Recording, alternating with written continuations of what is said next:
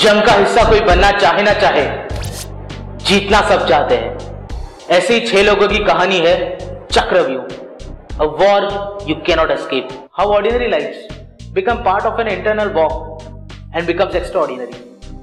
कोई जमीन के लिए, कोई दोस्ती के लिए, कोई ड्यूटी के लिए, सबके अपने रीजंस हैं, but the common thing between them is everyone wants to win or at least survive. Prakash Jha is known for his expertise in political and social political films.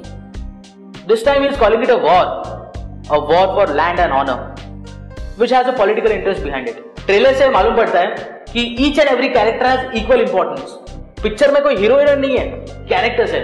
Hence the trailer is not just introduction of the movie, but introduction of each and every character and what we could expect from them. Arjun Rampal पक गए होगे side ही बन के, multi starrer नहीं, multi cast में ही सही.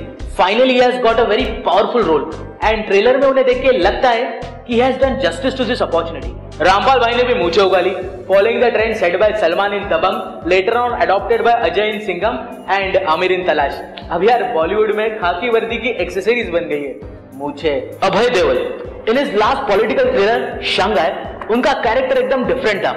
Finally you will get to see the different Deol with arms and ammunitions. अब यार उनका हाथ भले 2.5 किलो का ना हो, but he is a thinking actor. उनके हाथ में बंदूक हो या पेन, दोनों सूट करती है. ट्रेलर से लगता है कि इस character is very crucial, enters the war for friendship, falls in love and then ends up fighting with the reason which pushed him in. Manoj Bajpayee के बारे में ज्यादा नहीं कहूंगा. He is born to do such kind of roles, hence yet again he is at his best.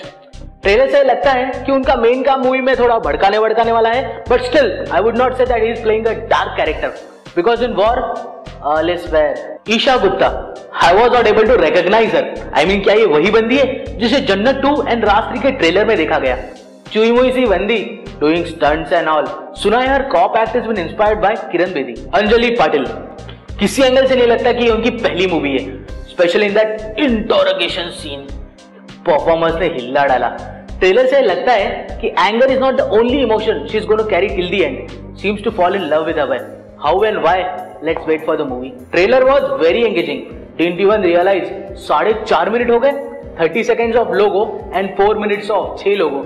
I mean in 6 लोगों के इर्द गिर्द घूमती कहानी. So it will not just entertain you, but it will make you think. So for a change, अगर story वाली picture देखनी है तो प्लेटिनम की काटो.